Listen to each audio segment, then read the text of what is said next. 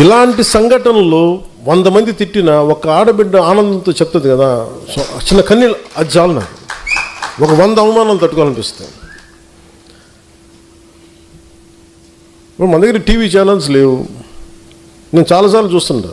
ముందు నన్ను ఎవరిని మెచ్చుకొని తెగ విశ్లేషకులు ఉన్నారని నాకు భయం వేస్తుంది. వీళ్ళ తర్వాత ఫ్యూచర్లు తిడతారు నేను.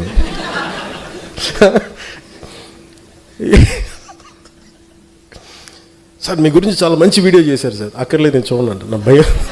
ఎందుకంటే వీడు తర్వాత తిడతాడు నన్ను. అంటే అది ఏమైపోయిందంటే మరీ అంత ఒక బ్రూటల్ ఫ్యాక్ట్కి యాక్సెప్టెన్స్ వచ్చేస్తుంది. ఈ మధ్యన మా విశ్లేషకులు, మన పేరు మర్చిపోయానండి, ఎవరు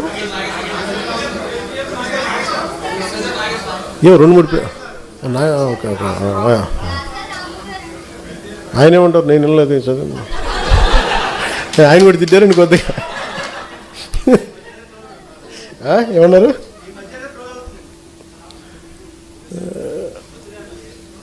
వద్దులే.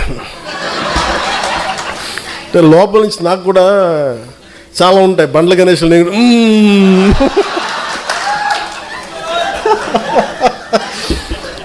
ప్రొడ్యూసర్ బండ్ల గణేష్ ఏమంటాడు కూర్చోబెట్టి లోపల బావులు, అట్లా నేను కూడా ఏదో మాట్లాడకుండా వద్దులే వస్తుంది.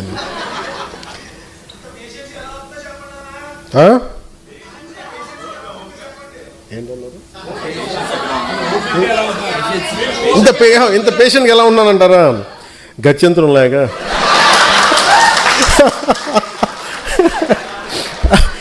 అలాగే ఇప్పుడు విశ్లేషకులు ఏది మాట్లాడుతూ ఉంటే, అంటే ఈ మధ్య ఎక్కువ న్యూస్ అయింది కాబట్టి చెప్తాను, మామూలుగా ఇది పట్టించుకోను. కానీ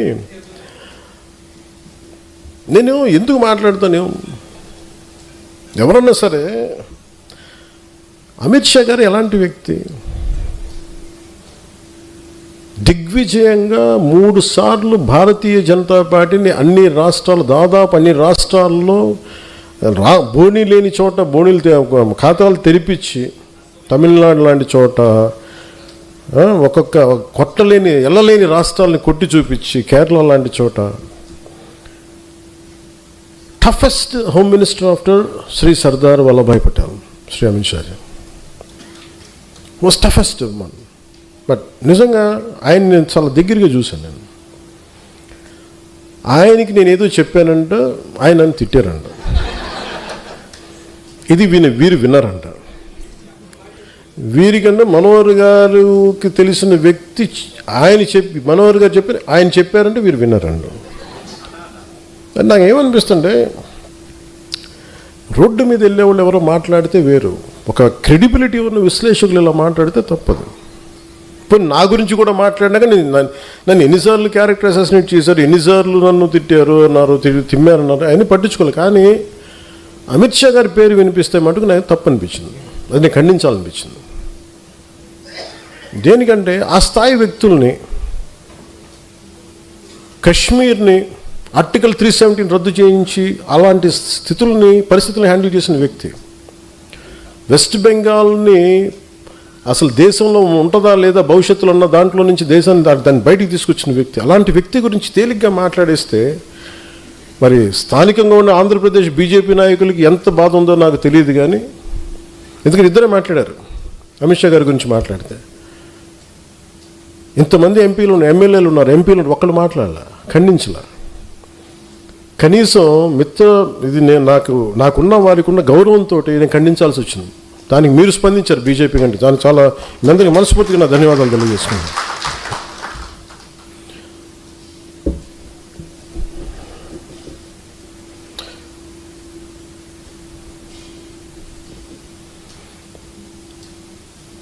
వాళ్ళు అనేది ఏంటి మేజర్గా, నేనంట వైసీపీ నాయకుడి గురించి అంటే ఆయనకి జైలుకి వెళ్ళిపోవాలి, అరెస్ట్ చేయాలంటే ఆయన అంటే క్లాస్ తీసుకున్నారు అంటున్నారు.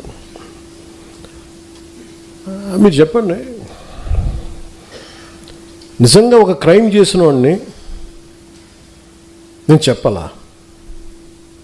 అంటే ఒకటి జైలుకి వెళ్ళిపోయి ఒకళ్ళకి ఏదైనా అయిపోతే దానివల్ల జనసేన ఎదుగుతాడు, పవన్ కళ్యాణ్ ఎదుగుతాడు. అంత దిగజారుడు మైండ్ సెట్ ఉంది. అసలు దానికోసం పాలిటిక్స్కి వస్తాం. అసలు మీరు పాలిటిక్స్లో మీరు ఎంపీ ఇలాంటి వాళ్ళు ఎవరు పాలిటిక్స్లో లేనప్పుడు కదా నేను రోడ్డు మీదకి వచ్చి ఆ రోజున వైఎస్ రాజశేఖర రెడ్డి గారు ముఖ్యమంత్రిగా ఉన్నప్పుడు కదా నేను నా తుపాకీని సరెండర్ చేసి కదా నేను పాలిటిక్స్కి వచ్చింది. ఏం మాట్లాడతారు మీరు? ఎంత తెగింపు ఉంటే వస్తాం, ఎంత తెగించే గుణం ఉంటే వస్తాం పాలిటిక్స్కి. అలాంటి నేను కూర్చోబెట్టంటే వైసీపీ నాయకుడు అంటే ఆయన జైలుకి వెళ్ళాలని చెప్పానని ఈయన ఊహించుకొని చెప్తారు. అదో పెద్ద న్యూస్ అది. మరి మీరందరికీ కళ్ళుకి ఏం కనిపించట్లేదండి? మీ అందరికీ సమస్యలు కనిపించట్లా? ఎంతసేపు వైసీపీ నాయకుడు జైలును ఇవేనా? నేను వెళ్ళి ప్రధానమంత్రి గారితోటేను అమిత్ షా గారితో మాట్లాడితే ఇవే కనిపిస్తాయా? ఇంకేం ఉండవు మాకు సమస్యలు? దేశ భవిష్యత్తు గురించి మాట్లాడమా? ఆంధ్రప్రదేశ్ అభివృద్ధి గురించి మాట్లాడమా?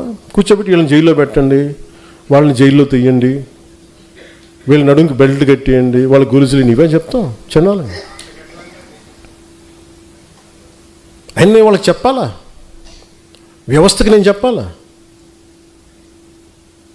ఏసీబీ కోర్టులోనూ వాళ్ళకి క్రైమ్స్ లేవా? రిజిస్టర్ అవ్వలేదు, వాళ్ళు కోర్టులకు వెళ్ళవు, కోర్టులు పనిచేయట్లేదు, కోర్టులకు మేము చెప్పాలా? సుప్రీంకోర్టు జడ్జిలకు తెలియదా ఎవరు నేరం చేశారు, ఎవరు చేశారని తెలియదా? మేము చెప్పాలా? ఇది నన్ను ఇన్సల్ట్ చేయడం కాదు, అమిత్ షా గారిని ఇన్సల్ట్ చేయడం కాదు, వ్యవస్థని అవమానపరచడం. నేను ఎందుకు పట్టించుకోనంటే